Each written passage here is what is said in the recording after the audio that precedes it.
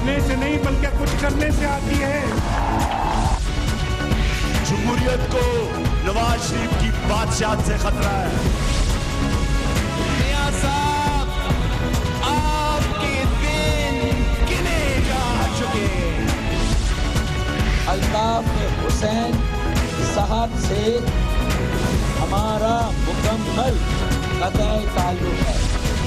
हम दोस्ती निभाना भी जानते हैं और दुश्मनी का कर्ज उतारना भी।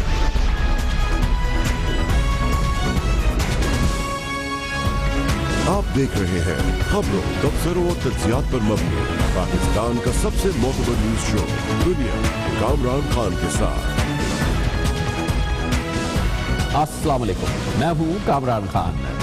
पाकिस्तान में आज की सियासत जिस महवर के गिर्द घूम रही है वो 2 नवंबर है, जब पाकिस्तान तहरीक इंसाफ इमरान खान ने इस्लामाबाद को बंद करने की धमकी दे चुके हैं और ये भी कह चुके हैं कि ये उनका इस हुकूमत के खिलाफ आखिरी फैसला कुन मार्का है। इसके बाद ना कोई धरना होगा ना कोई जलसा होगा और बकौल इमरान खान के उनका ये अज़्म है कि उस रोज़ या उसके बाद आने वाले चंद दिनों के अंदर वो वज़ीर आज़म नवाज शरीफ को इस्तीफे पर मजबूर कर देंगे और हुकूमत को गिरा देंगे।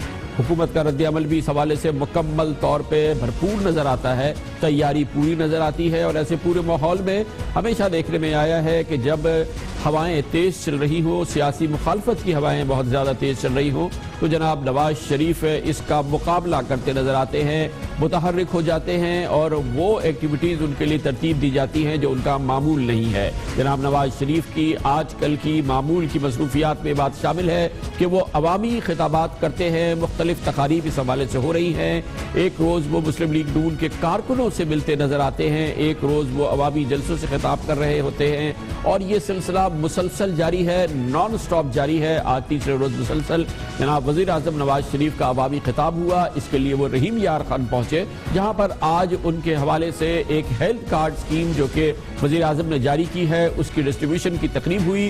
रहीम यार खान का ये एक इम्पॉर्टेंट जलसा था, एक इम्पॉर्टेंट इवेंट था। रहीम यार खान के हवाले से, साउथ पंजाब के हवाले से वज़ीर आज़म जनाब नवाज शरीफ आज के माहौल के हवाले से ही इस तकरीब में भी बोले और उन्होंने कहा कि 2018 पे उनकी निगाहें सख्त हैं। 2018 में जब इलेक्शन होने वाले होंगे उन्होंने अवाम को नवीद सुनाई कि मुल्क की शक्ल बहुत बड़ी हद तक तब्दील हो चुकी होगी।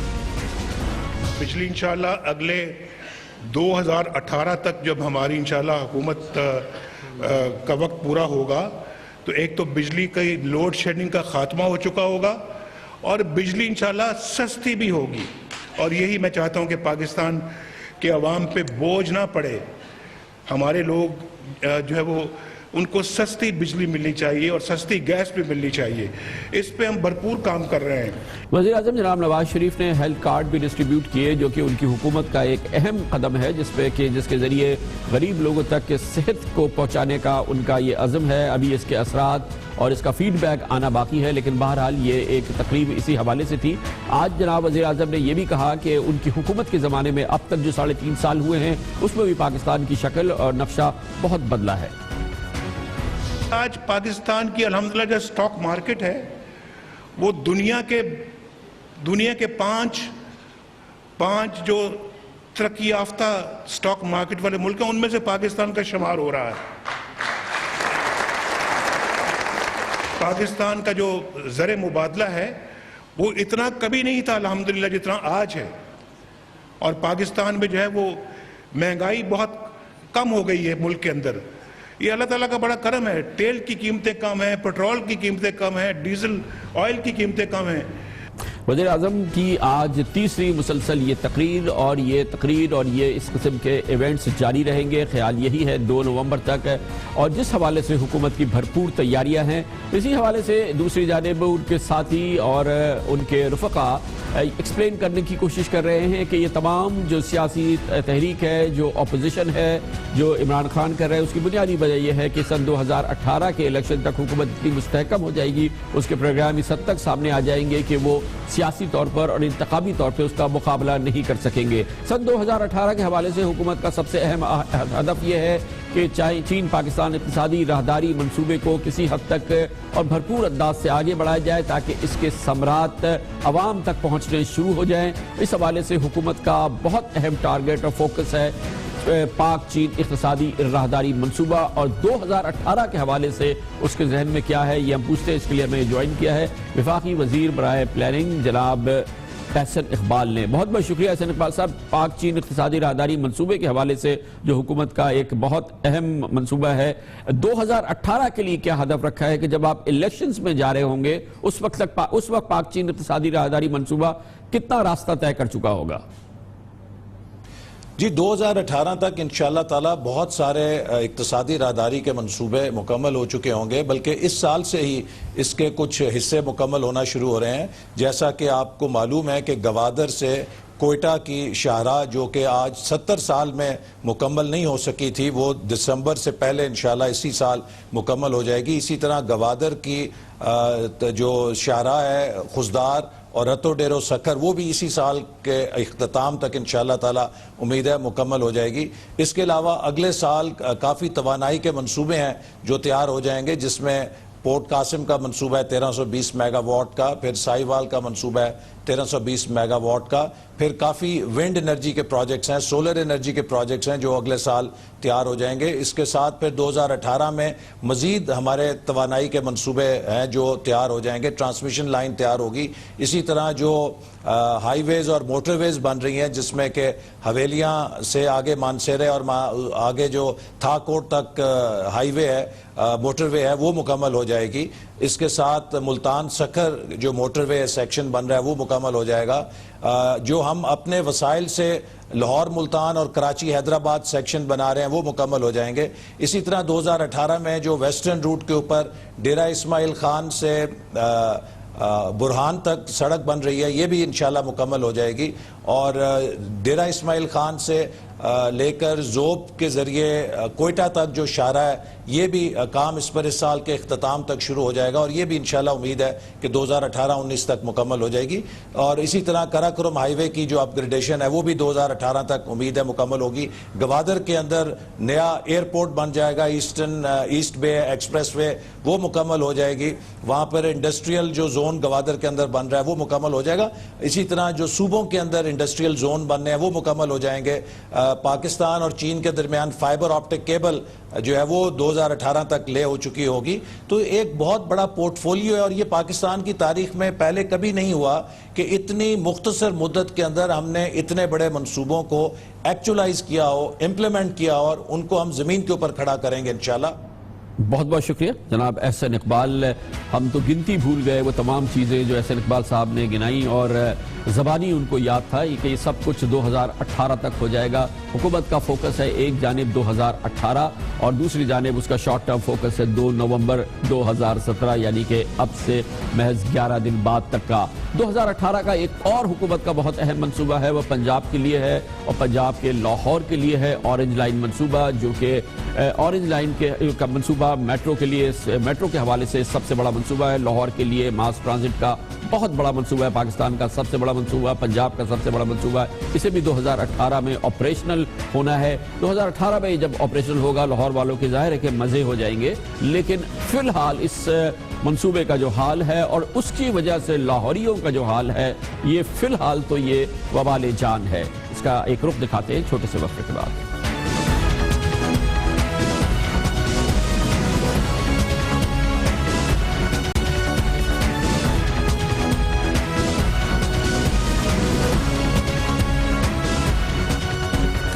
Welcome back. 2018 کے لیے جو حکومتی تیاریاں ہیں، الیکشن کی جو حکومتی تیاریاں ہیں، اس میں سب سے اہم تیاریوں میں سے ایک تیاری ہے لاہور کے لیے اورنج لائن کا منصوبہ، جو مکمل جب ہوگا یقینی طور پہ لاہور کے ٹرانسپورٹ کے مسائل کو حل کرنے میں بہت مدد دے گا، مگر اس کی کاسٹ بھی ہوگی 250 ارب روپے کے لاگت سے کم از کم یہ منصوبہ بنے گا، اور یہ پنجاب کی تاریخ کا سب سے بڑا منصوبہ ہے۔ 2018 تک ہر صورت میں شہباز شریف صاحب کا کہنا ہے وہ اس کو چلا دیں گے، اور ظاہر ہے کہ اس کا مقصد یہ ہے کہ الیکشن میں ان کو فائدہ ہو، جو کہ یقینی طور پہ ان کو ہوگا۔ لیکن یہ منصوبہ جب چلے گا سو چلے گا، لیکن فی الحال یہ تنازعات میں گھرا ہوا ہے، اور ان تنازعات میں گھرے ہونے کی وجہ سے یہ منصوبہ مختلف مقامات پر چیلنج ہوا ہے۔ لاہور ہائی کورٹ میں اس حوالے سے جو چیلنج ہوا ہے، یہ منصوبہ اس کا تعلق ان آثار قدیمہ کی عمارتوں سے ہے، ان ہیریٹیج کی عمارتوں سے ہے جو لاہور میں موجود ہیں، اور بڑی تعداد میں جو ہیریٹیج سے منسلک لوگ ہیں ان کا کہنا یہ ہے کہ لاہور کے آثار قدیمہ کو یہ منصوبہ تباہ کر دے گا، کیونکہ یہ اہم ترین عمارتوں کے بہت قریب سے گزر رہا ہے۔ اس حوالے سے جو لاہور ہائی کورٹ ہے اس نے اس منصوبے کو اسٹے کر دیا ہے، حکم امتناعی جاری کی ہے، لیکن کیونکہ اس منصوبے کو تیزی سے مکمل کرنا تھا، لاہور کے شہر کے مختلف علاقوں کو بری طرح سے اس حوالے سے کھود دیا گیا تھا، اس میں تعمیراتی کام جاری تھا جو کہ منجمد ہو گیا ہے، اور اس کے نتیجے میں اس وقت لاہور میں ٹرانسپورٹ کا نظام بری طرح سے درہم برہم ہوا ہے۔ صبح شام رات دن لوگ لاہور کے اس انفراسٹرکچر کو جو پچھلے 8 سال میں بہترین بن کے سامنے آیا ہے اس کو استعمال بھی نہیں کر پا رہے، اس کا فائدہ بھی نہیں ہو رہا، اور اس کا بڑا منفی اثر ہے جو حکومت پہ مسلسل ہو رہا ہے۔ میٹرو منصوبہ، اورنج لائن منصوبہ یقینی طور پہ لاہوریوں کے لیے راحت کا باعث ہوگا جب یہ مکمل ہو جائے گا 2018 اور اس کے بعد، لیکن فی الحال یہ وبال جان ہے، یہ ہم آپ کو دکھاتے ہیں مسعود رضا کی اس خصوصی رپورٹ میں۔ ملک میں پہلی جدید ترین میٹرو ٹرین سروس کی تعمیر مسلسل تاخیر کا شکار ہے۔ 27.1 کلومیٹر طویل یہ اورنج لائن منصوبہ کئی پہلوؤں سے متنازع بن چکا ہے۔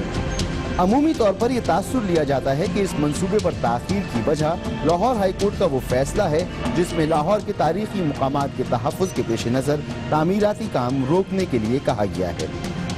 اس صورتحال میں عوام کے لیے شدید مشکلات پیدا ہو گئی ہیں، جن کی آمد و رفت سے لے کر کاروبار اور صحتیں تک متاثر ہو رہی ہیں۔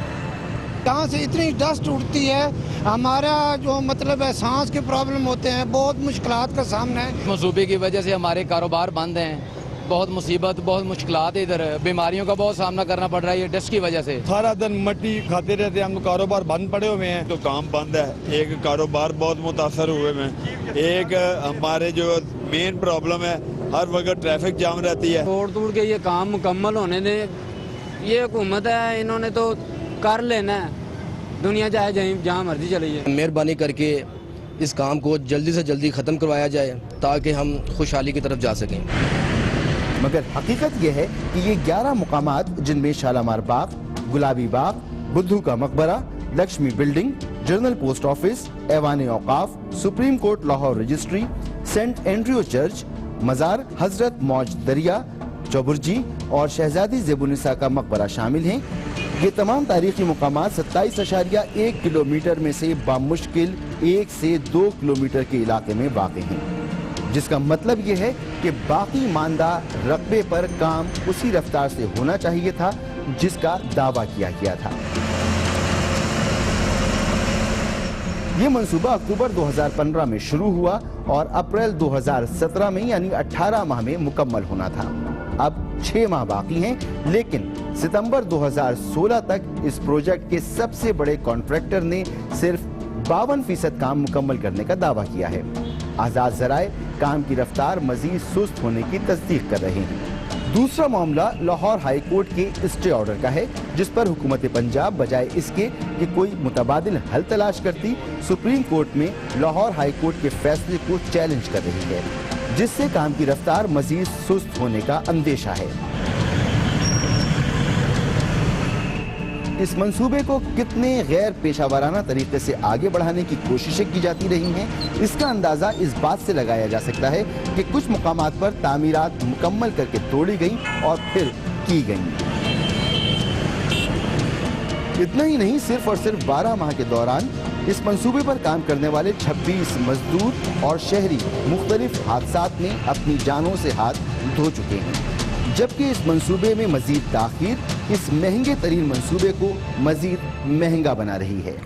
حکومت کی بھرپور تیاریاں ہیں سن 2018 اور اس کے الیکشنز کے حوالے سے، اور اس حوالے سے بھی کہ 2 نومبر کو کیا ہونے والا ہے، لیکن تحریک انصاف کی اور عمران خان کی صرف اور صرف تیاریاں ہیں 2 نومبر کے حوالے سے۔ اگلے 11 دن کے اندر وہ فائنل میچ کھیلنے والے ہیں حکومت کے خلاف۔ اس سلسلے میں بات کرتے ہیں حکومتی وزیر اور جناب وزیر اعظم نواز شریف کے انتہائی اہم نائب جناب خواجہ آصف ہمارے ساتھ ہوں گے چھوٹے سے وقت کے بعد۔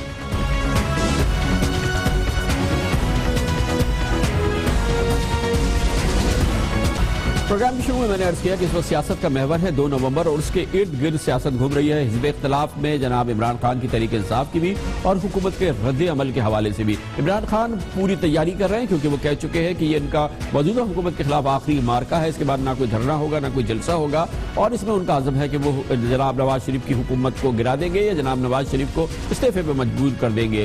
जनाब इमरान खान इस हवाले से भरपूर एक्टिविटीज़ भी कर रहे हैं, रोज़ाना उनके जलसे हो रहे हैं, अवामी खिताब कर रहे हैं। मैंने आपको इससे पहले बताया वज़ीर-ए-आज़म जनाब नवाज शरीफ भी रोज़ाना अवामी खिताबात कर रहे हैं, बड़े इंपॉर्टेंट उनके इवेंट्स हो रहे हैं, भरपूर सियासी माहौल है। इमरान खान इस भरपूर तैयारी में बहुत तेज़ गेंद भी कर रहे हैं। इससे पहले कई बार वो वज़ीर-ए-आज़म के लिए तो डाकू का लफ्ज़ इस्तेमाल कर चुके हैं, लेकिन आज जज्बात की रोह में वो ऐसे बहे कि उन्होंने हिज़्ब इख्तिलाफ के कलीदी रहनुमाओं को डाकू करार दे दिया। एक तरफ नवाज शरीफ, उसके साथ आसिफ जरदारी, उसके साथ अल्ताफ हुसैन, उसके साथ मौलाना, उसके बाद उसके साथ असफंयार वली, इजी लोन, और दूसरी तरफ तहरीक इंसाफ, नया पाकिस्तान की ख्वाब थी। आप टेम्परेचर का अंदाज़ा लगा सकते हैं। जनाब इमरान खान इससे पहले भी इस हवाले से बहुत ही सख्त गुफ्तगू कर चुके हैं। आज उन्होंने हिज़्ब इख्तिलाफ के रहनुमाओं का, बिलावल का, असफंदियार का, मौलाना का नाम लेके कहा कि डाकुओं का टोला है। ये पूरी सूरत हाल उसी तरफ चल रही है, यानी कि 2 नवंबर की तरफ हुकूमत की भी भरपूर तैयारी है और उसका रद्द अमल भी तैयारी है। पाकिस्तान मुस्लिम लीग नून, पाकिस्तान की सबसे बड़ी सियासी जमात, इस हवाले से पूरी तरह से मैदान में उतरी हुई है। इसकी तैयारियों का जायजा लेते हैं और इसके लिए हमें ज्वाइन किया है वफाकी वज़ीर दिफा और बिजली पैदावार जनाब ख्वाजा मोहम्मद आसिफ ने। बहुत बहुत शुक्रिया ख्वाजा साहब। क्या हुकूमत करेगी, क्योंकि जनाब इमरान खान का दावा है और उनका ये अज़्म मुसम्मम है कि 2 नवंबर को वो दारुल हुकूमत को बंद कर देंगे, हुकूमत को गिरा देंगे या जनाब नवाज शरीफ को इस्तीफे पे मजबूर कर देंगे। इस हवाले से हुकूमत कैसे इस बात को मुमकिन बनाएगी कि ये ना हो? खान साहब बहुत बहुत शुक्रिया, आपने मौका दिया गुफ्तगू का। ये इस मसले के 2 पहलू हैं, एक तो इंतज़ामी पहलू है, दूसरा सियासी पहलू है।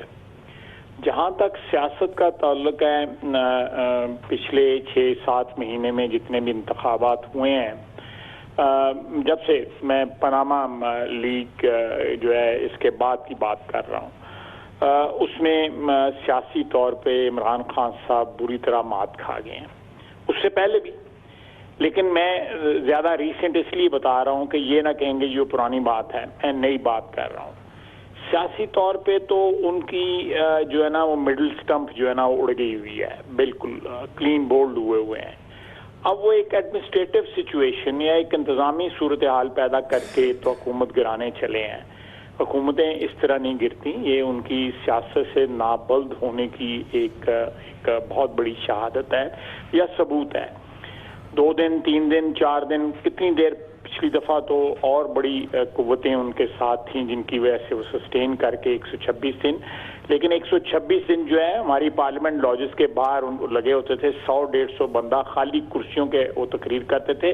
मैंने किसी सियासतदान को इतनी हिम्मत के साथ खाली कुर्सियों को खिताब करते नहीं देखा जितनी इमरान खान साहब कर सकते हैं। तो अब भी कोई इसमें अल्लाह का फजल है, ना कोई सियासी बहरान है, अदालत में मामला स्टार्ट हो गए हुए हैं। अच्छा ख्वाजा साहब, आपने कहा कि 14 अगस्त 2014 में जो धरना दिया और जो सब कुछ हुआ इस्लामाबाद में, इनके साथ दूसरी कुव्वतें भी साथ थी। इस दफ़ा ये तन्हा है, वो जिन कुव्वतों की तरफ आप इशारा कर रहे हैं जिसकी जानिब आप इससे भी ज़्यादा सराहत से जिक्र कर चुके हैं, इस दफ़ा वो सिचुएशन बिल्कुल नहीं है, इस बात की 100% आपको यकीन है? नहीं, देखें, मैं एक तो मैं बात कर रहा हूँ कादरी साहब की। कादरी साहब जो है ना वो आज इस दफ़ा इस राउंड में वो इनके साथ नहीं है। इसके अलावा कुछ एलिमेंट्स ऐसे थे जो इनको सपोर्ट कर रहे थे। कोई अदारा कोई भी कतई तौर पे सपोर्ट नहीं कर रहा था, ना तब कोई अदारा सपोर्ट कर रहा था, ना कोई आज अदारा सपोर्ट कर रहा है इनको कतई तौर पे। मैं बिल्कुल 100% यकीन के साथ कह रहा हूँ।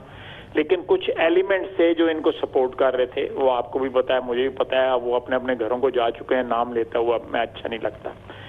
تو یہ جہاں تک آج یہ تنہا وہاں پہ اللہ خیریت رکھے، کوئی تکبر یا بڑا بولنا بلوائے، یہ بالکل 2 نومبر کو آزما کے دیکھ لیں، انشاءاللہ تعالی جمہوریت جو ہے پاکستان میں سرخرو ہو کے نکلے گی. ایک بات میں اور کرنا چاہتا ہوں خان صاحب، اگر آپ اجازت دیں، یہ جو تقریر آپ نے سنوائی ہے پاکستان کی بڑی بڑی معتبر شخصیات کو وہ ڈاکو کہہ رہے تھے. دیکھیں ڈاکو تو پھر اس کی ڈیفینیشن پہ تو یہ خود زیادہ اترتے ہیں کہ والدہ کے نام، ہمارے پنجابی میں ایک محاورہ ہے کہ ڈائن بھی جو ہے نا 7 گھر چھوڑ دیتی ہے، 8ویں گھر پہ حملہ کرتی ہے. انہوں نے اپنی والدہ پہ کے نام پہ بنائے ہوئے ہسپتال کے جو ہیں زکوٰۃ اور خیرات کے پیسے جو ہیں آف شور کمپنیوں میں انویسٹ کیے ابراڈ جو ہیں. لوگوں نے تو اپنے پیسے کیے نا، چاہے وہ حلال کے تھے یا حرام کے تھے، جائز تھے یا ناجائز تھے، چوری کے تھے یا ڈاکے کے. یہ زکوٰۃ کے پیسے اپنی والدہ کے نام پہ، شوکت خانم کے نام پہ پیسے جو ہے اکٹھے کر کے تو انہوں نے آف شور کمپنیوں میں باہر جا کے لگا دیے. اس سے بڑا ڈاکو کون ہو سکتا ہے؟ یہ تو مہا ڈاکو ہیں. بہت بہت شکریہ جناب، بہت شکریہ. خواجہ آصف فرما رہے تھے یہ ٹیمپریچر بہت زیادہ ہے پچھلے 48 گھنٹے میں جو کچھ ہو رہا ہے. آئیے اس کی ایک اور جھلک آپ کو دکھاتے ہیں.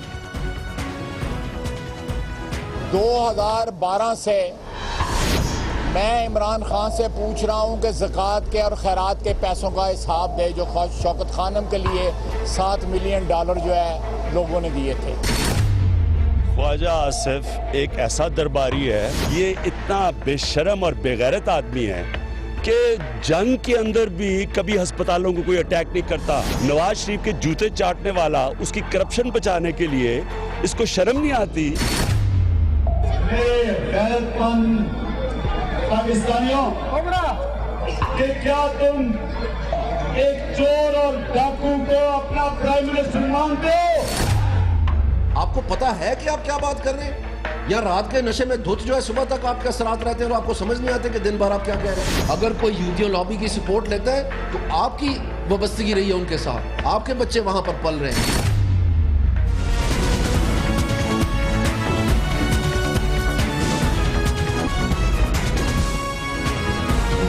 آپ دیکھ رہے ہیں خبروں، تبصروں اور تجزیات پر مبنی پاکستان کا سب سے معتبر نیوز شو دنیا، کامران خان کے ساتھ.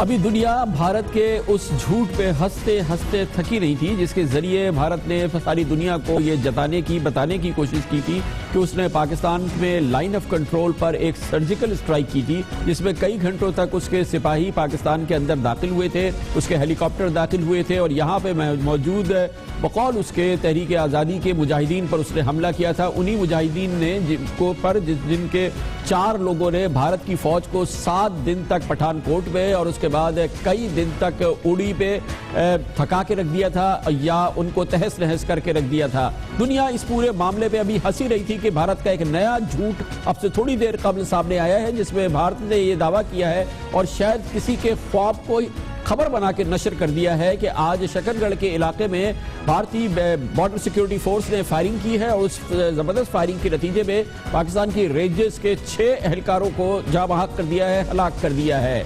پاکستان میں جب اس سلسلے میں معلومات شروع کی گئی اور یہ جاننے کی کوشش کی گئی کہ یہ کہاں ہوا ہے، لائن آف کنٹرول پہ ہوا ہے، ورکنگ بارڈر پہ ہوا ہے یا بارڈرز پہ ہوا ہے، تو آخری خبریں آنے تک یہ پتا چلا ہے کہ وہاں رینجرز کا اہلکار تو درکنار، کوئی چڑیا بھی نہیں مری ہے، کوئی گائے بھی نہیں مری ہے، کوئی درخت بھی نہیں گرا ہے. اس سے بات واضح طور پہ سامنے آ گئی ہے کہ شاید بھارت نے ایک پریس ریلیز جو جاری کر دیا ہے وہ خواب تھا کسی کا اور ایک خواب کی شکل میں اس پریس ریلیز کو جاری کر دیا گیا ہے اور وہ جو بوکھلاہٹ سرجیکل اسٹرائک کی دعوے کی صورت میں نظر آئی تھی وہ ایک بار پھر عیاں ہو کے سامنے آ رہی ہے. پاکستان کی جانب سے پاکستان کے انٹر سروسز پبلک ریلیشنز نے جو پریس ریلیز جاری کیا ہے اس کے مطابق آج شکن گڑھ کے علاقے میں بھارتی فوج نے بلا جواز فائرنگ کی ہے اور اس کا بھرپور جواب دیا گیا ہے. اس بلا جواز فائرنگ کا اس کا منہ توڑ جواب دیا گیا ہے، لیکن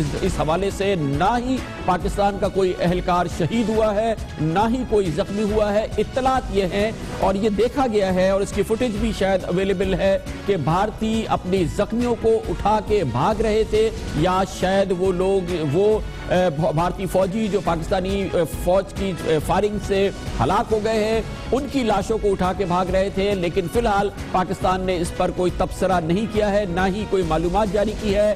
فی الحال بھارتی خواب جو ہے وہ ایک پریس ریلیز کی صورت میں جاری کیا گیا ہے، جس میں دعویٰ کیا گیا کہ آج پاکستانی رینجرز کے 6 اہلکاروں کو شہید کر دیا گیا ہے۔ لیکن پاکستان نے، جیسا کہ اس سے پہلے ہوا تھا، سرجیکل اسٹرائک کے موقع پہ پوری دنیا کے صحافیوں کو اس مقام پہ لے جا کے دکھا دیا تھا چند گھنٹوں کے اندر، جہاں پر سرجیکل اسٹرائک کا دعویٰ کیا گیا تھا، اور اس کی وجہ سے پاکستان نہیں بلکہ انٹرنیشنل میڈیا میں بار بار بھارت کو اس کی وجہ سے تنقید کا بھی سامنا کرنا پڑا تھا اور اس کا کھلا مذاق اڑایا جا رہا تھا۔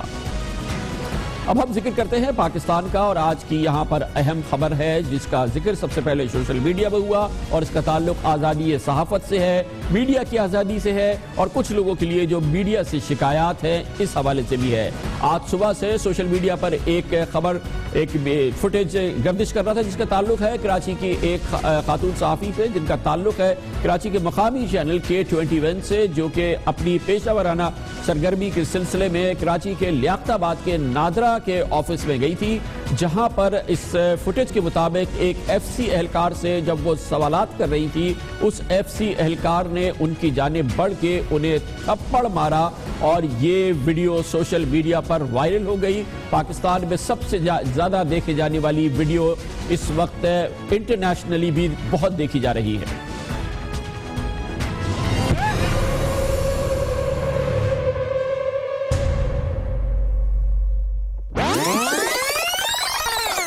اس وقت آپ میرے کیمرے کو چھوڑ دیں، ہاتھ نہیں لگانا، میں بتا رہی ہوں، آپ کیمرہ مین کو چھوڑ دیں، ہاتھ نہیں لگانا، چھوڑ دو اسے، ہاتھ نیچے کرو، ہاتھ نیچے کرو، کیمرہ اس کے اوپر فوکس کرو اسے، تمہارے گھر میں مائیں بہنیں نہیں ہیں، عوام کے ساتھ جو ہے وہ پھر بدتمیزی کی جا رہی ہے۔ یہ ذرا دکھائیے اس کی ذرا یونیفارم دکھا دیجیے ان کو، یہ دیکھیے، یہ ہے ان کا ایٹیٹیوڈ، یہ ہے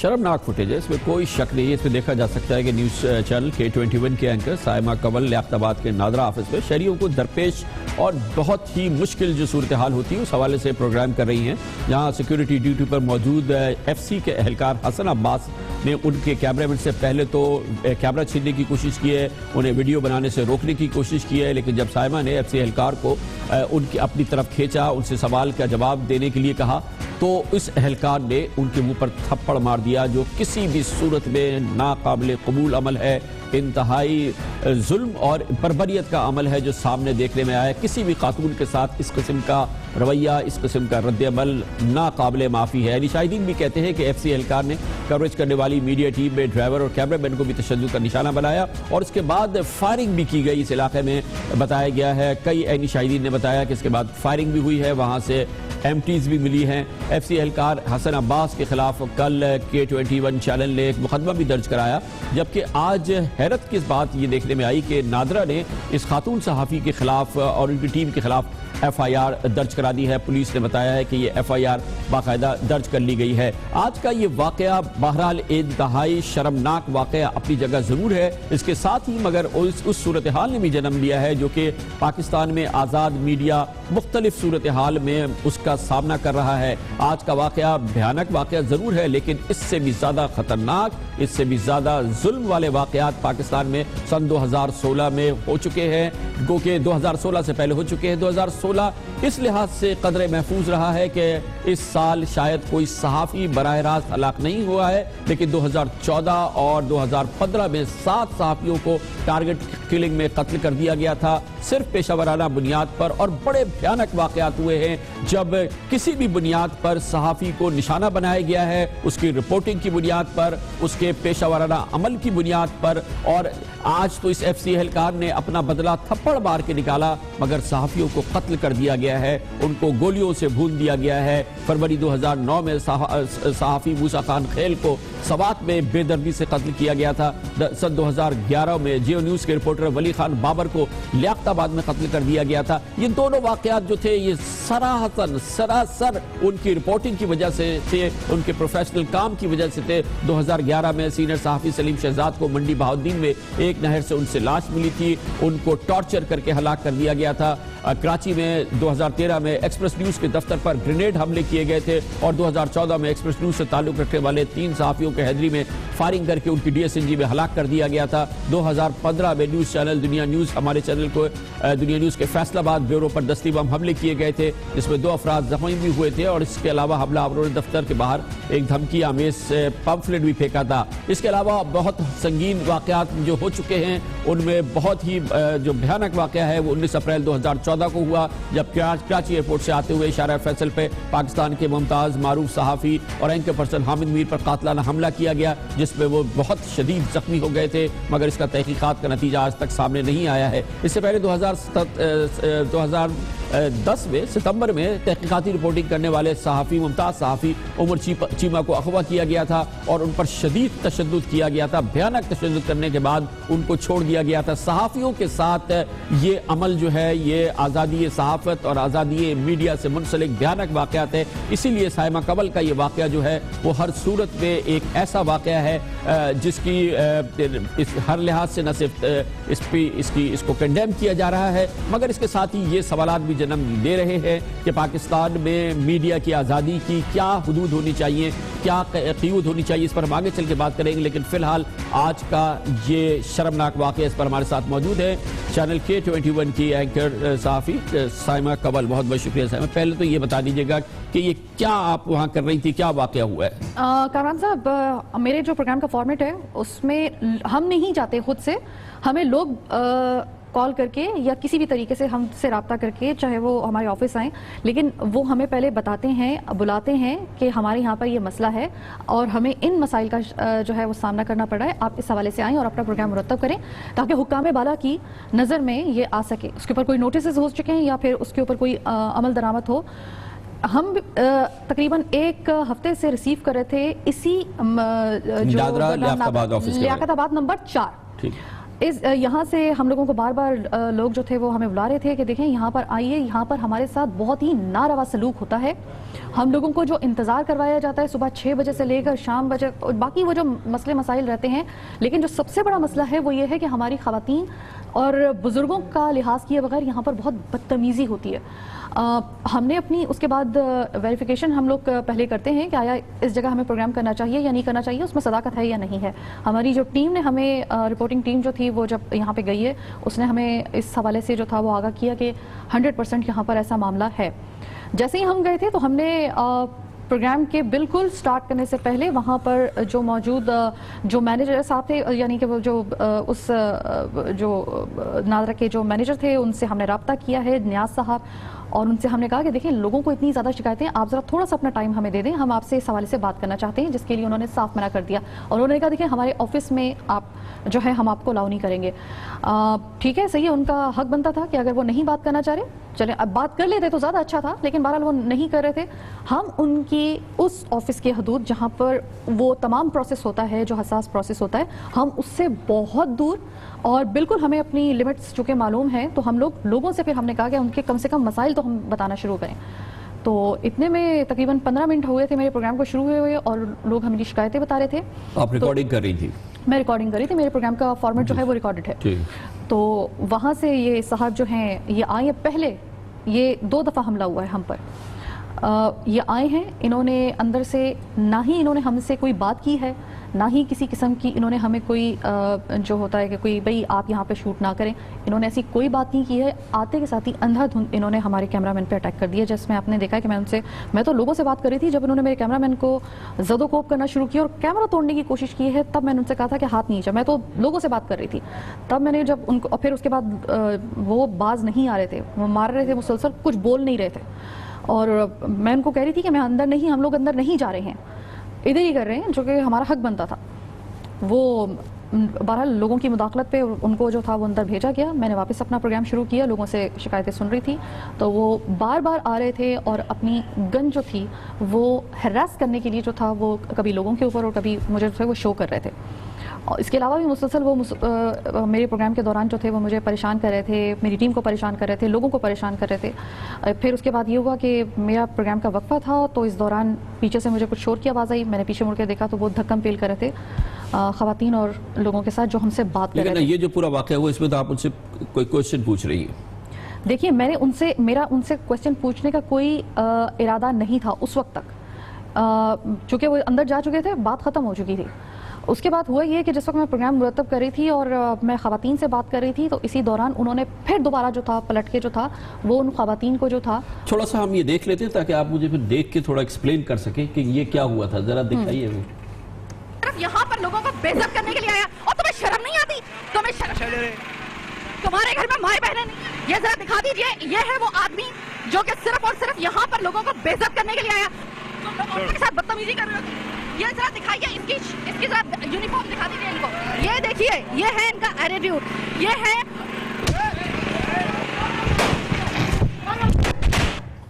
ये आपने जब इनको पीछे से पकड़ा तो ये आपके जहन में आया कि ये एक रिस्की काम हो सकता है इस वक्त, क्योंकि इतनी हीटेड माहौल है, तो इस वक्त आपके जहन में क्या बात है? जिस वक्त मैंने इसको, चूंकि मैंने बताया था कि मैंने इनको इग्नोर करना शुरू कर दिया था, लेकिन ये मुसलसल जो थे वो इनका जो एक्शन था और जो ख़ास तौर पे ख़वातीन के साथ था, उसमें ये बार बार जो थे वो मुखल हो रहे थे और बार बार ये इतनी ज़्यादा हार्श लैंग्वेज यूज़ कर रहे थे उन ख़वातीन के साथ, और उस पर कि बर्दाश्त से वो बाहर हो रही थी। मैंने बहुत कंट्रोल करने की कोशिश की है।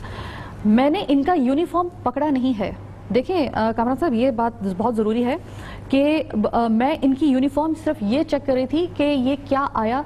जो पर्सनल सिक्योरिटी गार्ड होते हैं, प्राइवेट सिक्योरिटी गार्ड, क्योंकि उनकी भी बहुत ज़्यादा मुशाबत बाज़ उनकी यूनिफॉर्म्स की होती है। जो प्राइवेट सिक्योरिटी गार्ड होते हैं उनकी मुशाबत जो होती है वो बहुत हद तक FC या फिर पुलिस या फिर इस तरह की होती है। तो मुझे ये, मैं सिर्फ देख रही थी इनका यूनिफॉर्म मुझे दिखाई, ये कौन से मतलब आया प्राइवेट।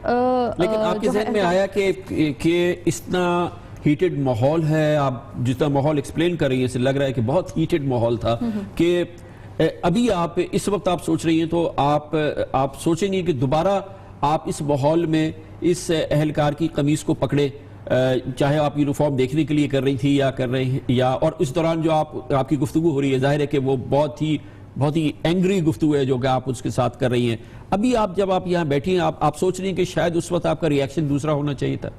देखिए, हर एक्शन का एक रिएक्शन होता है। ये जो टोन है ये आपकी खुद ब खुद नहीं हो जाती है, ये आप इंटेंशनली नहीं करते हैं। कभी कभी आपको हालात, और कभी कभी जाहिर है कि आप एंकर होने से पहले एक इंसान है, आपके अंदर वो फीलिंग्स अल्लाह ताला ने रखी हैं जिसको आप कंट्रोल नहीं कर सकते। हद तक कंट्रोल कर सकते हैं, लेकिन जब ज़रूरत से ज़्यादा जो होता है वो आपको तंग किया जाता है या आपको ज़रूरत से ज़्यादा आपकी बर्दाश्त से बाहर मामला चला जाता है, तो आपकी टोन मैं इसीलिए आपसे पूछ रहा हूँ कि उस वक्त तो खैर आपने ये किया, लेकिन अभी आपको दोबारा ऐसे माहौल में कभी आप इंगेज हो तो आपकी would you like to stay away, कि आप कहें कि इसको मैं हाथ ना लगाऊं, कम से कम हाथ लगाने से मतलब ये नहीं है कि आपने खुदा लगा उसको मारा, लेकिन ये कि मैं इसको टच ना करूं, जो कुछ भी करूं लेकिन टच ना करूं। एब्सोल्युटली मैंने अभी भी ये कोशिश की थी, लेकिन मैं आपको बता रही हूँ ना कि कुछ मामलात ऐसे हैं कि मैं नशरी तकाज़ों के तहत जो है जो खवातीन उस वक्त बियर कर रही थी वो मैं आपको बता भी नहीं सकती हूँ, जिसकी वजह से नहीं, वो आप अपना काम कर रही थी परफेक्टली ऑलराइट, बिल्कुल ठीक है, बिल्कुल 100% सही बात है। इस चीज को तो मैं पहले दिन से मैं ये कह रही हूँ कि उस वक्त जो मेरा जो टोन थी, और वो अमूमन मेरी नहीं होती है, बिला वजह कभी भी नहीं होती है और आइंदा भी नहीं होगी, क्योंकि मैं जाहिर है कि 400 प्रोग्राम मैं माशाल्लाह से करके बैठी हुई है, मुझे मालूम है मेरी हदूदों का यूथ क्या है। नहीं, परफेक्टली ऑलराइट है, आप ये सारी चीजें बिल्कुल सही कर रही थी। जैसे कि आप तो खातून थी और जाहिर है कि उसका ये एक नाकाबिल कबूल और टोटली अनएक्सेप्टेबल बिहेवियर है जिस तरीके से उसने रिस्पॉन्ड किया, लेकिन मिसाल के तौर आप नहीं होती, कोई और आपका कोई मेल कॉलीग होता और इसी एहलकार को वो पीछे से पकड़ के खींचता या मैं पकड़ के खींचता तो कुछ भी हो सकता था, क्योंकि इतना इंरेज्ड उसके हाथ में वेपन है, वो फायर कर देता और वो खुदा न खास्ता इससे कितना बड़ा भयानक वाकया हो सकता है। तो आप क्या सजेस्ट करना चाहेंगे ऐसे माहौल में, अब जबकि ये इतना बड़ा किस्सा बन चुका है, कि कैसे इसको मैनेज करना चाहिए? आप अपना काम भी करें लेकिन कोई ऐसी सिचुएशन ना बने जो कि इस किस्म के वाकये का उसका आउटकम बने। देखिए, इसके लिए हमने इससे पहले भी कई ऐसे प्रोग्राम्स किए हैं جو کہ ریکارڈڈ ہیں, ہمارے ریکارڈ پہ موجود ہیں, جہاں پر اس سے بھی زیادہ حالات جو تھے وہ ہمارے لیے کشیدہ ہو چکے تھے. ہم نے ایسے بھی کیے ہیں کہ جب ایک ایم پی اے صاحب کے ساتھ جو تھا لوگوں کا اتنا زیادہ تقریباً 200 کے قریب بندوں نے حملہ کر دیا تھا, وہ ہم نے ان کو سیف بھی کیا اور اپنے آپ کو سیف کیا اور ہم نے اس وقت سچویشن کو کنٹرول کیا.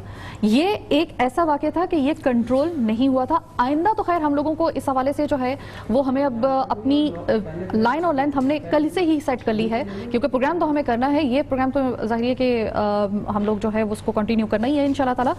لیکن اب ہم نے اپنی لائن لینتھ ایسی رکھ لی ہے کہ ہم اپنی سیکیورٹی کے اوپر اب کوئی کمپرومائز نہیں کریں گے, اور اپنے کس صورتحال سے کیسے نمٹنا ہے اس کو بھی تھوڑا سا ری تھنک کریں گے, کیونکہ آپ تو پروگرام کریں گے, آپ اس لیے تو نہیں گئی تھی کہ یہ چیز ہو جائے اور اس کا فوٹو پروگرام شروع کیا ہے, تعریف سے شروع کیا ہے پروگرام. میرا تو ایسا کوئی نہ ہمارا کوئی ایسا مقصد تھا, نہ ہم لوگ ایسے ضرور کریں اور ضرور کرتی رہیں, اور اس قسم کے واقعات سے دل شکستہ نہیں ہونا چاہیے, صرف یہ کہ اس سے لیسن لرن کریں اور keep up the good work. بہت بہت شکریہ. سائمہ قبل ہمارے ساتھ تھی. لیکن پاکستان میں میڈیا کی آزادی کے حوالے سے اس وقت ماحول کافی ٹینس ہے. یہ نہیں ہم کہہ سکتے کہ اس وقت عوام کو میڈیا سے کوئی شکایت نہیں ہے یا میڈیا غیر ذمہ دار نہیں ہے, میڈیا غیر ذمہ دارانہ رویہ اختیار نہیں کرتا ہے. اس کے معاملات بہت سامنے ہیں, اور ابھی حالیہ مہینوں میں ہم نے دیکھا ہے کہ اس کا بڑا نوٹس بھی لیا گیا, خاص طور پہ جو چھاپا مار جرنلزم پاکستان میں سامنے آئی ہے, جس میں چھاپے مارے جاتے تھے یا جس میں کہ کرائم کو ری اینیکٹ کیا جاتا تھا. اس پر اس کا بڑا شدید رد عمل آیا, خاص طور پہ چھاپا مار جرنلزم کے حوالے سے.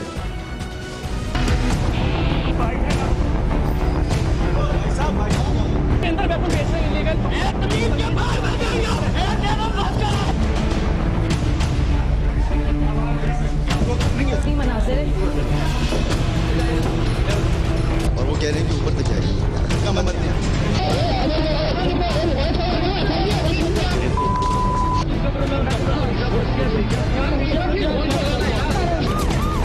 اور یہ آگے کی جانب موو کرتے ہوئے دکھائی دے رہے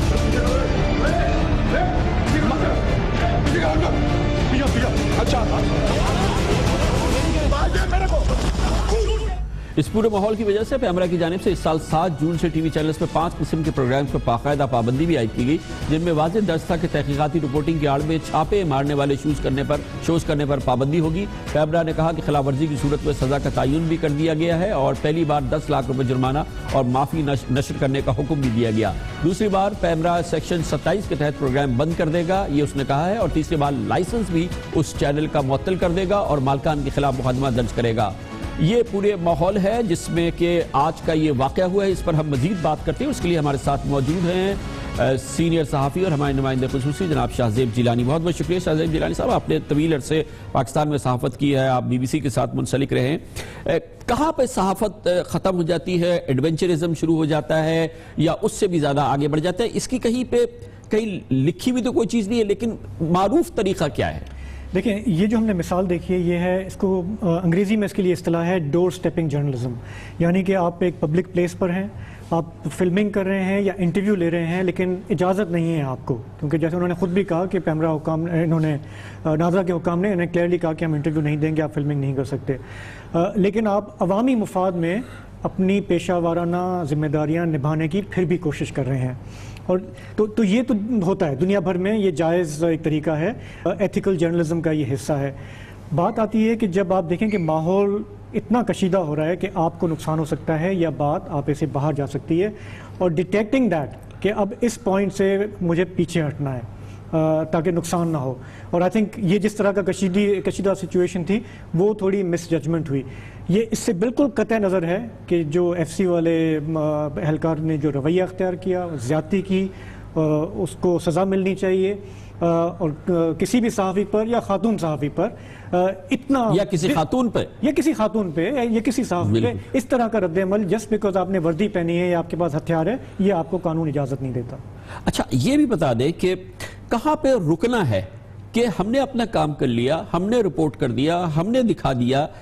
یہ جو انٹروسیو جرنلزم ہے کہ کیمرہ اور مائک کے ساتھ ہم نے گھس جانا ہے, بغیر بتائے بھی گھس جانا ہے, چھپے ہوئے کیمرے چھپے ہوئے مائک کے ساتھ گھس جانا ہے اور چھاپے مار دینا ہے, اس کی کیا روایت؟ دیکھیے پاکستان میں جو ہم نے دیکھا ہے پچھلے ایک دہائی میں جس طرح سے یہ میڈیا ایکسپلوڈ ہوا اور لوگ آ گئے میڈیا میں آ گئے ٹیلی ویژن میں آ گئے, ٹریننگ کے بہت سخت ایشوز ہیں اور صحافی جس کو جو مائک پکڑے ہوئے ہے وہ سمجھتا ہے کہ میں اس مائک کی بدولت میں جہاں چاہے جا سکتا ہوں. چادر چار دیواری کا جو تحفظ ہے اس کا پاس رکھنا ہمارے فرائض میں شامل ہے. آپ کسی کے گھر میں داخل نہیں ہو سکتے. مائک اور کیمرے کو بھی چار دیواری کے تحفظ کا خیال رکھنا ہے. بالکل اسی طرح سے کہ ہاؤ ول یو فیل, آپ کے گھر میں کوئی کیمرہ اٹھا کے آ جائے کہ جی مجھے آپ کا انٹرویو کرنا ہے, آپ بولیں گے بھائی میرے گھر میں آ گئے ہو, اب میں جیسا بھی آپ سے رویہ رکھوں. تو لیکن بات وہی ہے, عوامی مفاد میں آپ جا سکتے ہیں, سیکرٹ فلمنگ کر سکتے ہیں, لیکن وہ جسٹیفائی کرنا ضروری ہے کہ یہ ایبسلوٹ پبلک انٹرسٹ میں تھا اس لیے ہم نے بغیر اجازت یہ کام کیا. تو میرے خیال سے ہمیں اپنے اندر بھی دیکھنے کی بہت ضرورت ہے, ہمارے اپنے ضابطہ اخلاق کا فقدان ہے اور اس پہ توجہ دینے کی ضرورت ہے, ورنہ اس طرح کے واقعات بار بار ہوں گے. بہت بہت شکریہ. شاہزاد جیلانی ہمارے ساتھ موجود تھے. کمرشل بریک, اس کے بعد ذکر کرتے ہیں حقوق جو عوام کے ہیں وہ کس طریقے سے پامال ہوتے ہیں. اب Pakistan telecommunication authority P T A یا اس کی وزارت وہ کام نہیں کر رہی جو اس کا کام ہونا ہے, یعنی کہ انٹرنیٹ سروس پرووائڈر جو کہ 100 ارب روپے پاکستانیوں سے کماتے ہیں انٹرنیٹ سروسز دینے کے حوالے سے. انٹرنیٹ سروس لینے والے ترس رہے ہیں, تڑپ رہے ہیں, ان کو وہ سروس نہیں مل رہی جو وہ خرید رہے ہیں, اور اس طرح سے اربوں روپے کا یہ اسکینڈل ہے, اس حکومت کا سب سے بڑا اسکینڈل. اس کے بارے میں بات کرتے ہیں چھوٹے سے وقفے کے بعد.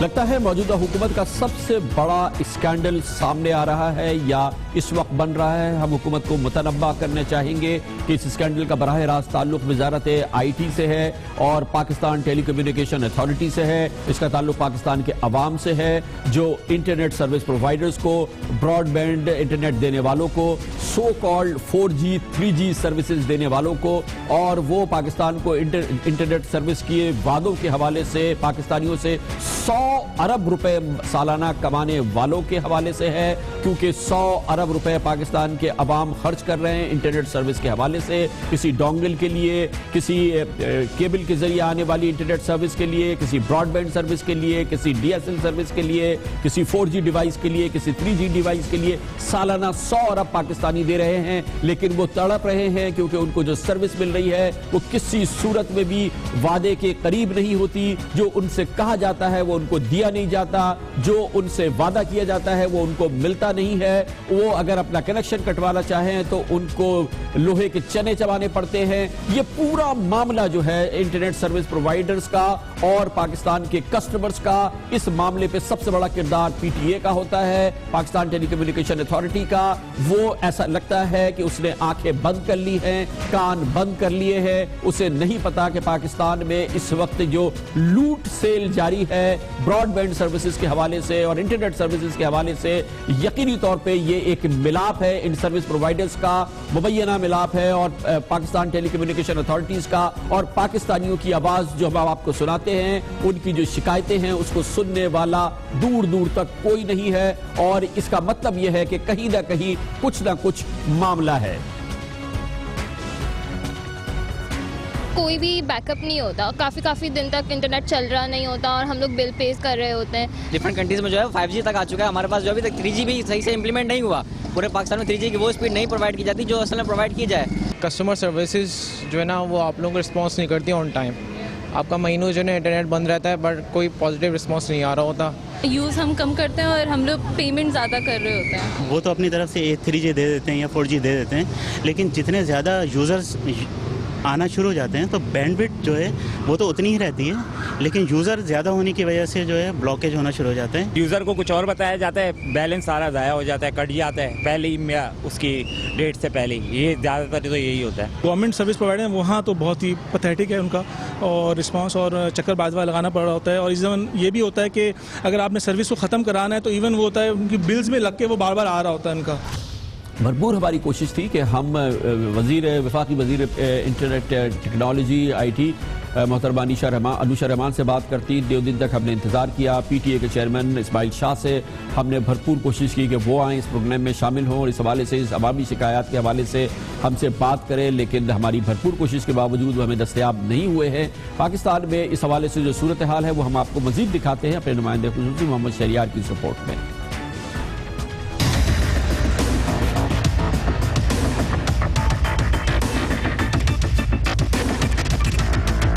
पाकिस्तान में इंटरनेट का इस्तेमाल तेज़ी से बढ़ रहा है, जिसका अंदाज़ा इस बात से लगाया जा सकता है कि गुज़िश्ता 5 सालों में मुल्क में इंटरनेट सारिफीन की तादाद तकरीबन 100% इजाफे से 3.5 करोड़ के करीब पहुंच गई है। होना तो ये चाहिए था कि इंटरनेट सारिफीन की तादाद में होशरुबा इजाफे के बाद इंटरनेट सर्विसेज फराहम करने वाली कंपनीज की कारकर्दगी में बेहतरी आती, लेकिन ऐसा ना हो सका। अरसलान मोहम्मद खान से मिलिए, जो कराची में डिजिटल मार्केटिंग एजेंसी चला रहे हैं। उनके काम का सारा दारोमदार तेज तरीन इंटरनेट सर्विसेज पर है, लेकिन इंटरनेट फराहम करने वाली कंपनीज स्पीड का जो दावा करती हैं वो इन्हें कभी नहीं मिल पाती। हमें कमिट किया है कि 20 MB का कनेक्शन है, आपको 20 MB कनेक्शन मिला हुआ है कि 20 MB की डाउनलोड है आपकी। बट इन दी एंड अगर आप जिस तरह स्पीड टेस्ट एक ग्लोबल वेबसाइट है जैसे आप अपनी इंटरनेट स्पीड की टेस्ट कर सकते हैं कि वो कितना अच्छा चल रहा है। तो 20 MB के कनेक्शन पे भी हमें 13-14 MB मिल रहा होता है। 13-14 MB भी कभी कभी डाउन होकर 6 से 7 MB हो जाता है। इश्तहारात में तेज तरीन इंटरनेट मुहैया करने की दावेदार कंपनीज गलत बयानी करके सारिफीन की तादाद में इजाफा तो कर रही हैं, लेकिन साथ ही इंटरनेट सारिफीन में मायूसी भी फैल रही है। IT के शोबे में 19 साल तजर्बा रखने वाले मोहम्मद अतहर का कहना है कि मुल्क में इंटरनेट सर्विसेज मुहैया करने वाली कंपनीज काबिले भरोसा नहीं।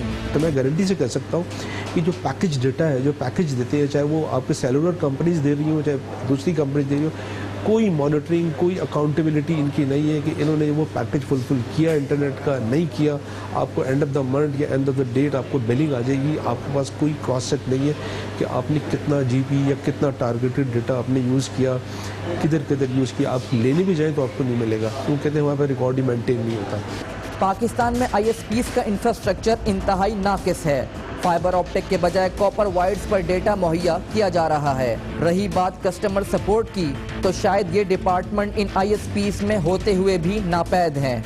सबसे पहली वजह जो है वो इस वक्त टेक्नोलॉजी और इंफ्रास्ट्रक्चर का जो आउटडेटेड होना है। इस वक्त पाकिस्तान में अभी भी 50 साल पुरानी कॉपर वायर जो है वो कंपनी इस्तेमाल कर रही है। इवन वाईमैक्स टेक्नोलॉजी जो कि दुनिया भर में इस वक्त ख़त्म हो चुकी है, इस वक्त पाकिस्तान में अभी भी वो सर्वाइव कर रही है और बहुत सारे यूजर्स वही इस्तेमाल कर रहे हैं। जो customer services they are not ready, they not equipped. Trouble shooting के अंदर काफ़ी इनको इशूज़ आते हैं। फ़ोन के ऊपर उस तरह सर्विसेज नहीं देते, they are not technically sound. दूसरा ये है कि there are certain regulations. PTA अपना काम तो कर रहा है बट उनको पीनलाइज नहीं करता उन ISPs को अगर कस्टमर को सर्विसेज अच्छी ना दी जाए। अगर आपका 5 दिन तक इंटरनेट बंद है तो कोई पेनल्टी नहीं है उस कंपनी के ऊपर कि आपको पैसे जो 5 दिन के वो काट के आपसे दूसरी सर्विस चार्जेज ले। कोई रिफंड नहीं मिलता। अगर आपका कनेक्शन जो है वो आपने टर्मिनेट नहीं कराया किसी एक सर्विस का, तो आपको हर महीने उसका बिल आए जा रहा है। आजकल के दौर में हर शख्स तक इंटरनेट की रसाई बुनियादी इंसानी हुकूक तस्वुर की जाती है। पाकिस्तान में बिलाशुबा इंटरनेट का इस्तेमाल तेजी से फैला जरूर है, लेकिन इसी तनासुब से इंटरनेट सर्विसेज फराहम करने वाली कंपनीज की तादाद में इजाफा नहीं हुआ। मुल्क में अभी लगभग 11-12 बड़ी ISPs काम कर रही हैं, जिनकी कारकर्दगी में तेजी से बेहतरी लाने की अशद जरूरत है। 100 अरब रुपए कमाती हैं, पाकिस्तान के अवाम को ये देती है, कोई पूछने वाला नहीं है। इंटरनेट सर्विस प्रोवाइडर्स के नाम पर पाकिस्तानियों के साथ जो कुछ ये हो रहा है, इस पर मजीद बात करते हैं। उसके लिए हमारे साथ मौजूद हैं IT उमूर के मुमताज़ माहिर जनाब सलमान अंसारी। बहुत बहुत शुक्रिया अंसारी साहब। ये बताइएगा कि ये जितनी गुफ्तगू हुई आपको सब आप आगाह हैं, हर पाकिस्तानी जो इंटरनेट यूज़ करता है, चाहे वो डोंगल की शक्ल में यूज़ कर रहा हो, अपने फ़ोन पर यूज़ कर रहा हो, अपने टेलीफोन की तार में इस्तेमाल कर रहा है या अपने केबल के जरिए इस्तेमाल कर रहा है, रो रहा है। पाकिस्तान में क्या कोई कानून, ये जो PTA है, ये मिनिस्ट्री ऑफ IT है, PTA है, ये 100 अरब रुपए के इस कारोबार में जो इस तरीके से ये कमाया जा रहा है, इस पे इनकी क्या जिम्मेदारी होती है? और अगर ये इनको क्या करना है कि ये किसकी जिम्मेदारी है कि पाकिस्तानियों को इस तरह से ना लूटा जाए, इसको रोका जाए, ये किसकी जिम्मेदारी है? बिस्मिल्लाहिर्रहमानिर्रहीम। कामरान साहब, सब लोगों की जो غم و غصہ ہے، میرا بھی اسی طرح ہوتا ہے، لیکن میرے خیال میں تھوڑا سا پس منظر بتانا ضروری ہے تاکہ آپ کے ذہن میں اور سب لوگوں کے ذہن میں یہ دو چیزیں صاف ہو جائیں۔ اس وقت تقریباً 35-36 ملین یوزرز ہیں، اس میں سے 3 ملین کے قریب ہیں جو کہ نان موبائل یوزرز ہیں۔ ان دونوں کو الگ کرنا ضروری ہے کیونکہ میں آپ کو بتاؤں گا ان دونوں کی ریونیو سٹریمز، ان کی بلنگ سسٹمز اور ان کی ٹیکنالوجی بالکل مختلف ہے، نمبر 1۔ نمبر 2، تقریباً پاکستان میں 40 ملین ہاؤس ہولڈ ہیں جس میں سے صرف 3 ملین ہیں جو کہ اس وقت سروسڈ ہیں، یعنی کہ 37 ملین ہاؤس ہولڈز پہ انٹرنیٹ نہیں لگا ہوا۔ جو پرائمری سورس آف انٹرنیٹ ہے وہ بہت آؤٹ ڈیٹڈ کاپر، جیسے ایک صاحب نے کہا، وہ بھی ختم ہو رہا ہے، ڈی ایس ایل، تو وہ بالکل ہی ناپید ہو جائے گا۔ اس وقت صرف وائرلیس انداز سے انٹرنیٹ ہاؤس ہولڈز میں دیا جا رہا ہے جو so called I S Ps کے تھرو جا رہا ہے، اس میں آپ کا وائی میکس ہے، پرانی ٹیکنالوجی ہے، اس کو اس کے علاوہ پی ٹی سی ایل جو ہے وہ وائرلیس بھی دے رہا ہے اور ویسے بھی آپ کو کیبل کے ذریعے بھی ملتا ہے۔ جی وہ پی ٹی سی ایل کا ڈی ایس ایل جو ہے اب وہ تھوڑے دن میں ختم ہو جائے گا کیونکہ اس کی کاپر کی زندگی ختم ہوتی جا رہی ہے۔ اگر اس کے اندر ایک کیپیسٹی تھی 2 میگا بٹ کیری کرنے کی، وقت کے ساتھ وہ بھی ختم ہوتی چلی جا رہی ہے اور وہ لائن کٹ جاتی ہے اور کسٹمر سروس، تو پی ٹی سی ایل کا لینڈ لائن کا صرف ایک سلمان صاحب، میں بیسکلی جاننا چاہ رہا ہوں کہ یہ پاکستانی، ہر پاکستانی جو کہ ان سروسز کو استعمال کر رہا ہے، جو کہ آپ نے بیان کی ان کی کیٹیگری، لیکن سیٹسفیکشن تو کہیں دور دور تک نہیں ہے، اور یہ نہیں ہے کہ وہ جو ان کو کہا گیا کہ آپ کو یہ دیں گے وہ اس کا اشیر بھی نہیں دیتے۔ 4G اس کا کیا مطلب ہوتا ہے؟ 4G اس کی کیا ریونیوز ہیں؟ 3G اس کا کیا مطلب ہوتا ہے؟ اس کے کیا ریونیوز ہیں، کیا وعدے ہیں؟ لیکن اس کو کوئی چیک کرنے والا نظر نہیں آتا۔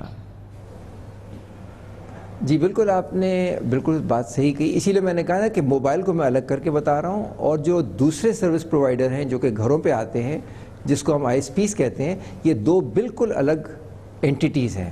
موبائل آپریشنز جو ہیں، آپ ایک بلنگ آپ کی ہوتی ہے اور آپ کو وہ ایک والیوم کیپیسٹی پہ بل کرتے ہیں، اور اس کے اوپر جو بلنگ کی ٹرانسپیرنسی وغیرہ ہے اس کے اوپر تو میرے خیال میں آپ کو پی ٹی اے اور منسٹری کے ساتھ مل کے ایک پروگرام کرنا پڑے گا، کیونکہ اس کی اوور سائٹ اور اس کی اوور چارجنگ، اور جو 100 ارب روپے کی آپ بات کر رہے ہیں، وہ میجورٹی بلنگ موبائل سسٹمز کی ہے، موبائل ٹیلیفونی کی ہے۔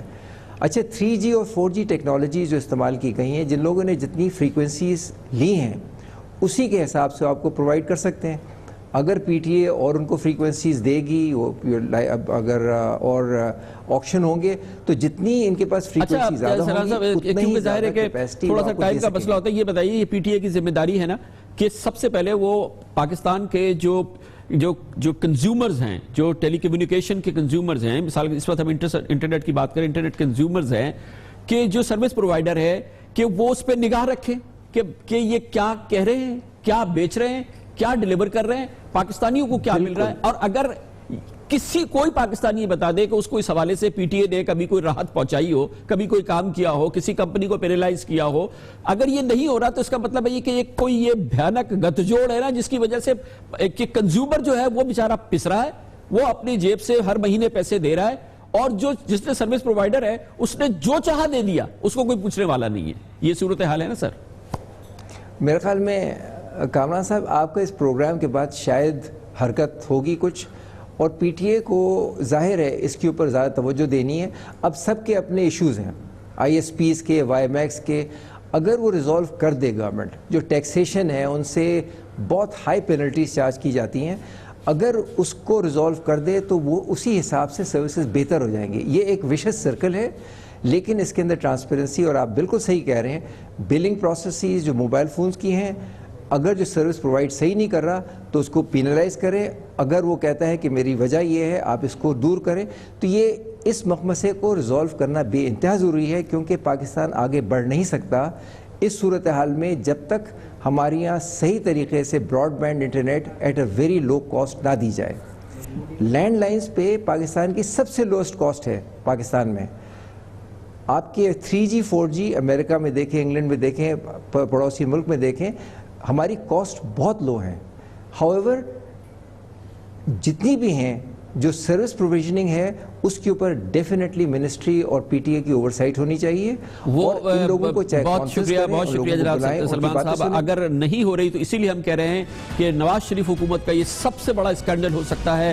100 ارب روپے پاکستان کے عوام دے رہے ہیں انٹرنیٹ سروس کے نام پہ. ان کو جو مل رہا ہے اس پروگرام کے ذریعے نہیں, آپ کسی پاکستانی سے پوچھ لے وہ کسی قسم کی انٹرنیٹ سروس لے رہا ہے, اس کو اس کے عوض بل کیا رہا ہے, اس کی بلنگ کس انداز سے ہو رہی ہے, وہ کس انداز سے اس پورے شکنجے میں جکڑا ہے, اور کیوں پی ٹی اے خاموش ہے, کیوں منسٹری آف انفارمیشن ٹیکنالوجی خاموش ہے. یہ سب سے بڑا اہم سوال ہے, اور اس سوال کا جواب کیا ہے یہ بھی ہمیں دینے کی ضرورت نہیں ہے. یہ کیوں ہوتا ہے پاکستان میں, یہ کیسے ممکن ہوتا ہے, اس کی بھی آپ کے پاس تشریح موجود ہے. اسی لیے ہماری بھرپور کوشش کے باوجود نہ اس پروگرام میں پی ٹی آئی ہے, نہ ہی minister of information and technology محترمہ انوشا رحمان آئی ہیں. کمرشل بریک اور اس کے بعد ذکر کرتے ہیں. سندھ حکومت کے بارے میں ہم بار بار کہہ چکے ہیں, یہاں پہ میرٹ کا قتل عام ہوتا ہے, یہاں پہ کرپشن عام ہے, یہاں پہ مال مفت ہے اور دل بے رحم ہے, لوٹا جاتا ہے کس انداز سے حکومتی سرمایہ کو ہم آپ کو بتائیں گے. 600 حکومت سندھ کی گاڑیاں غائب ہیں اس وقت, کیسے دکھاتے ہیں کمرشل بریک کے بعد.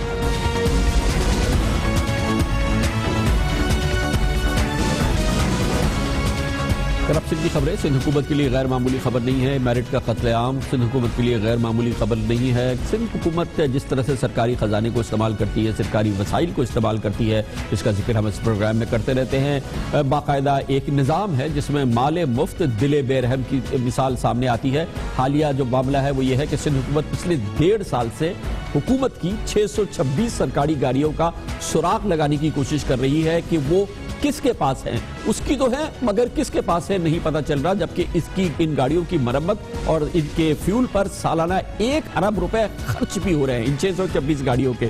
چیف سیکرٹری صدیق میمن اس سلسلے میں انکوائری کر رہے ہیں, اور انہوں نے 2 انکوائری کمیٹی کی ناکامی کے بعد اب تیسری کمیٹی بنا دی ہے کہ یہ 626 سرکاری گاڑیاں جو ہیں وہ کس کے پاس ہے. ان میں سے 82 لگژری سرکاری گاڑیاں پر اطلاعات کے مطابق حکومتی سیاسی شخصیات اور بیوروکریٹس کے پاس ہے. اس کی نشاندہی ہو چکی ہے مگر گاڑیاں واپس نہیں لی گئی ہیں. سرکاری گاڑیوں پر قابض افراد کو نوٹس بھیجا جا رہا ہے مگر وہ جواب نہیں دیتے. چیف سیکرٹری نے اب تک ان کے خلاف ایف آئی آر درج کرانے کے لیے وزیر اعلیٰ سندھ کو سمری بھیج دی ہے مگر کچھ نہیں ہو رہا. یہ گاڑیاں پتہ چل رہی ہے کس کے پاس ہے. وزیر اعلیٰ سندھ مراد علی شاہ کو بتایا گیا ہے کہ 5 سرکاری گاڑیاں اس وقت بلاول ہاؤس میں زیر استعمال میں ہے. کس کی ہمت ہے کہ بلاول ہاؤس سے کہے کہ 5 سندھ کی حکومت کی گاڑیاں واپس کر دے, جبکہ کئی سابق وزراء, مشیر, سابق police officer, retired police officers اور دوسرے ریٹائرڈ بیوروکریٹس ہیں, ان کے پاس 2-2, 3-3 گاڑیاں اب بھی ہیں. ان کو ریٹائر ہوئے عرصہ ہو گیا ہے. ان میں 1300 سی سی کی گاڑیوں سے لے کے لینڈ کروزر تک شامل ہے.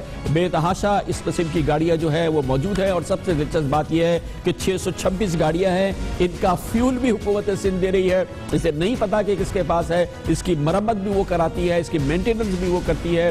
مال مفت دل بے رحم کی اس سٹوری کو ڈک کیا ہمارے لیے ہمارے نمائندے خصوصی اختیار کھوکھر نے, جو کہ ہمارے ساتھ موجود ہے. بہت بہت شکریہ کھوکھر صاحب. اندازہ بھی ہے نا کہ یہ گاڑیاں کس کے پاس ہے. ریٹائر بھی ہو جاتے ہیں تو گاڑی اپنے ساتھ رکھتے ہیں, اپنے پاس رکھتے ہیں, مگر ہمت نہیں ہے کہ ان سے گاڑی واپس لی جائے. اس کا فیول بھی دے رہے ہیں اور اس کو مینٹین بھی کر رہے ہیں ان گاڑیوں کو.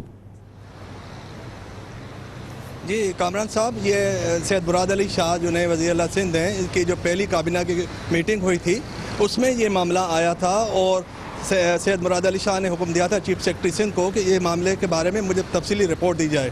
اب جو رپورٹ گئی ہے وزیر اعلیٰ کو, اس کی کاپی ہمیں موصول ہوئی ہے. اس رپورٹ میں یہ انکشاف ہوا ہے کہ وزیر اعلیٰ انسپیکشن ٹیم کو یہ احکامات ملے تھے تقریباً 1.5 سال پہلے کہ وہ اس معاملے کی انکوائری کریں, اور جب انہوں نے انکوائری کی ہے, معاملے کی چھان بین کرنے کی کوشش کی ہے, تو یہ بات سامنے آ گئی ہے کہ گاڑیاں ہیں, لوگوں کے پاس استعمال ہیں, لیکن جو سرکاری ریکارڈ ہے اس میں یہ ٹریس آؤٹ نہیں ہو رہا کہ یہ کس لوگوں کے پاس ہے. اور جو ایکسائز ڈپارٹمنٹ کا ریکارڈ ہے اس میں بھی یہ پتہ نہیں پڑ رہا کہ یہ گاڑیاں کس کے پاس ہیں, لیکن یہ بتایا گیا ہے کہ لوگوں کے پاس 5-5, 6-6, 7-7 گاڑیاں ہیں. اور جبکہ کئی افسران جو اہل ہیں جو قانون قاعدے پہ چلتے ہیں ان کے پاس ایک بھی گاڑی نہیں ہے. اس لیے تجویز کیا گیا ہے, اور کچھ لوگوں کے نام بھی بتائے گئے ہیں وزیر اعلیٰ کو کہ یہ وزراء ہیں, یہ افسران ہیں, ان کے پاس گاڑیاں ہیں, لیکن جو حکومت ابھی تک ان سے واپس نہیں لے سکی.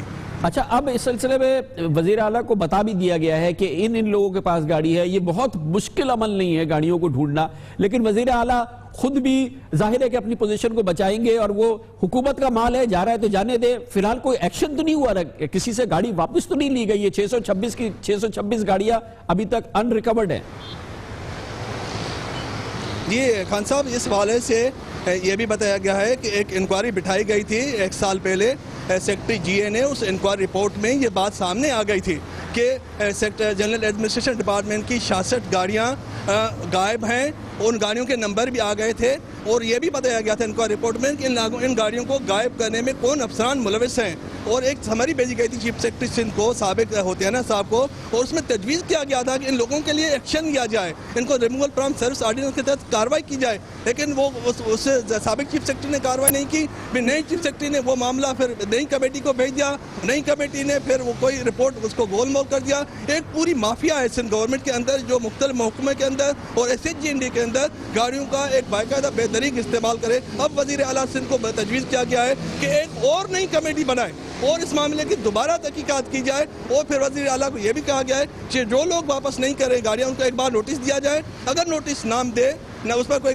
اس کا جواب نہ دے تو پھر ان کے خلاف FIR کاٹی جائے اور FIR درج کرا جائے۔ لیکن یہ معاملہ ایسے پچھلے 2 سال سے یہ معاملہ گھوم رہا ہے اور گاڑیاں استعمال ہو رہی ہیں، پیٹرول استعمال ہو رہا ہے، ان کے برمت پر سرکاری خزانے سے پیسے خرچ ہو رہے ہیں۔ بہت بہت شکریہ اختیار کھوکر ہمارے ساتھ تھے۔ جو گاڑیاں غیر قانونی طور پہ لوگوں نے اپنے پاس رکھی ہیں، حکومت سندھ کی گاڑی ہیں، ان کے لیے مفت کا مال ہے، اگر وہ نہیں دیتے تو ظاہر ہے ان کے خلاف FIR درج ہو سکتی ہے، ورنہ ہو سکتا ہے کہ اس شخص کے خلاف FIR درج ہو جس کی ذمہ داری تھی کہ یہ گاڑیاں واپس لے اور وہ اپنی ذمہ داریوں میں ناکام ہو رہا ہے، اور اب یہ ذمہ داری وزیر اعلیٰ مراد علی شاہ نے اپنے ذمے لی ہے۔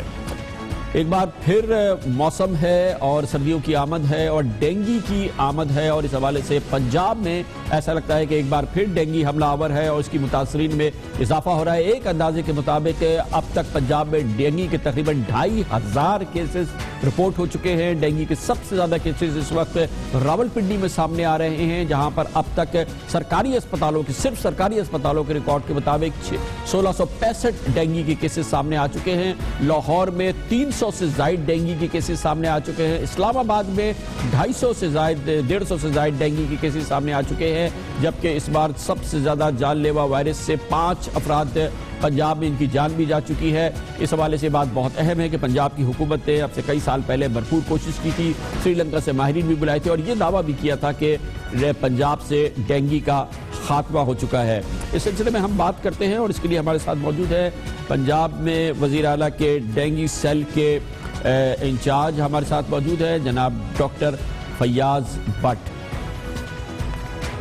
بہت بہت شکریہ ڈاکٹر صاحب، فرمائیے گا کہ یہ ڈینگی کے کیسز مسلسل رپورٹ ہوتے چلے جا رہے ہیں، اور اس سے پہلے دعویٰ یہ تھا کہ یہ ڈینگی کو تقریباً ختم کر دیا ہے پنجاب میں۔ معاف کیجیے گا جناب وسیم اکرم صاحب ہمارے ساتھ موجود ہیں، میں معافی چاہتا ہوں۔ وسیم اکرم صاحب فرمائیے گا کہ کیا اس وقت اسٹیٹس کیا ہے، یہ جو ڈینگی کے مسلسل کیسز سامنے آ رہے ہیں اس وقت پکچر کیا ہے ڈینگی کی؟ ظاہر ہے کہ ہمارے پاس جو آتے ہیں وہ جو گورنمنٹ ہاسپٹل میں رپورٹ ہو رہے ہیں کیسز وہ سامنے آ رہے ہیں، بہت سارے لوگ پرائیویٹ ہاسپٹل بھی چلے جاتے ہیں، وہاں پہ سے ٹریٹمنٹ لیتے ہیں، آپ کے پاس کیا پکچر ہے اس وقت؟ بسم اللہ الرحمن الرحیم، بہت شکریہ کامران صاحب۔ میں تھوڑا سا آپ کو بتا دوں کہ ہمارے ڈینگی کا سیزن ہے جس میں ہم سپٹمبر، اکتوبر، نومبر جو ہے اس کو موسٹ کرٹیکل ٹائمز کرتے ہیں ڈینگی کے حساب سے، اور اگر آپ اس سال کی فگرز کو دیکھیں سپٹمبر اور ابھی جو اکتوبر چل رہا ہے اور اس کو پچھلے سال کے ساتھ کمپیریزن کریں تو اس سال الحمدللہ ہم سمجھتے ہیں کہ نمبر آف کیسز جو ہیں پچھلے سال کی نسبت 50% ہے، اور جو فگر آپ نے بتائی ہے وہ اس کو تھوڑا سا میں کریکٹ کر دوں کہ پنجاب میں جو ان سے ٹوٹل کیسز رپورٹ ہوئے ہیں اس وقت جو کنفرم پیشنٹس ہیں، میں معافی چاہوں گا وسیم اکرم صاحب، اس وقت ہم یہ بات کر رہے ہیں اکتوبر کے مڈ میں، اور آپ کے پاس جو فگرز ہیں وہ پچھلے سال کی ہیں پوری، تو ابھی یہ ٹائم تو پورا اس لحاظ سے ہونا باقی ہے، ابھی 6 ہفتے 8 ہفتے تو پورے باقی ہیں۔ ہم نے منتھ وائز جو ہے اس کو کیلکولیٹ کیا ہوا ہے، اور جو پچھلے سال کی اکتوبر کی اگر آپ فگرز اٹھا کے دیکھیں تو وہ پنڈی کی خالی اگر بات کریں تو وہ تقریباً 1994 کیسز تھے، اور اس سال جو ان سے ہیں پنڈی کے اگر آپ کیسز اٹھا کے دیکھیں اکتوبر میں تو یہ 711 ہے، تو یہ تقریباً 50% سے اچھا، فی الحال اس ایپیڈیمک کو کنٹرول کرنے کے لیے کیا کیا جا رہا ہے، فوری طور پہ کیا کر رہے ہیں آپ لوگ؟ जी हमारे ऑलरेडी वेरी वेल एस्टेब्लिश जो है वो SOPs हैं जिसके ऊपर हमारा काम चल रहा है। हमारे पास इंडोर सर्वेलेंस टीम्स हैं, आउटडोर सर्वेलेंस टीम्स हैं, प्लस हमारे पास केस रिस्पांस टीम्स हैं। जब भी कोई केस कंफर्म होता है तो विद इन 24 आवर्स वहाँ पे जो SOPs हैं जिसमें सोर्स एलिमिनेशन है, जिसमें IRS है और फॉगिंग है, ये सारी 24 आवर्स के अंदर अंदर उसको एकम्प्लिश कर दी जाता है। सिर्फ उस इन्फेक्टिव पेशेंट एक घर नहीं बल्कि उसके इर्द गिर्द 12-12 घर करके, यानी कि टोटल 48+1 49 हाउसेस को ट्रीट किया जाता है। और ये इस हिसाब से हमारी कैंपेन जो सी वो चल रही है। और उसकी वजह से आप ये देखें कि इस साल हमारा जो टोटल टॉल है इसका डेंगू का, वो पिछले साल की निस्बत जो है 50% है। बहुत बहुत शुक्रिया जनाब वसीम अकरम, हुकूमत पंजाब का मौक़िफ़ हमारे सामने पेश कर रहे थे। पंजाब में डेंगू की एक बार फिर वबा फैली हुई है। इसके साथ ही हमारे आज के प्रोग्राम का इख्तिताम होता है। कल सैटरडे संडे को हफ्तावार तातील होती है। पीर को आपसे फिर मुलाकात होगी। पीर तक के लिए कामरान खान को इजाज़त। अल्लाह हाफ़िज़ नासिर।